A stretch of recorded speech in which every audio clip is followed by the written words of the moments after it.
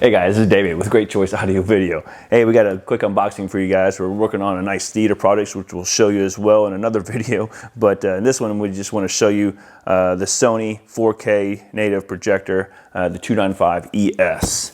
So without further ado, let's go ahead and get into the box, because I know how you guys like to see me actually open the box, not just have the product out for an unboxing.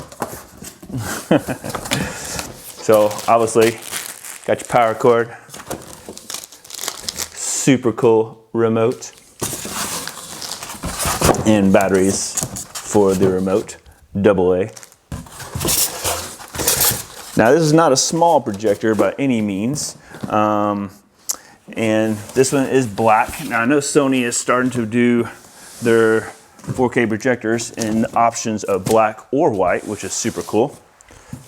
Now Sony does come with a 3-year warranty, so they do have a nice warranty that backs up this unit, but for the money, at just under $5,000, it's probably one, I would say, one of the best projectors on the market that's actually native 4K. There's plenty of projectors under that price range, but they're an E-shift or they're not a true native 4K. Now this only has 1,500 lumens, but for most applications, plenty fine. We're actually using a Screen Innovation screen, so as long as you're using a nice screen and you're typically staying around the size of 120, 130 inch, you're going to get a phenomenal bright picture and great color saturation. So let's show you what the front looks like.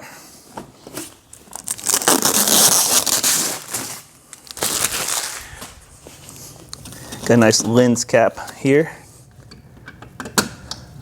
and we'll put it back on.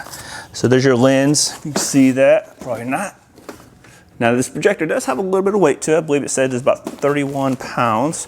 So make sure when you're using a projector mount, we're doing something that's equivalent to holding 50 pounds. So you got a projector that's not going to fall off your ceiling.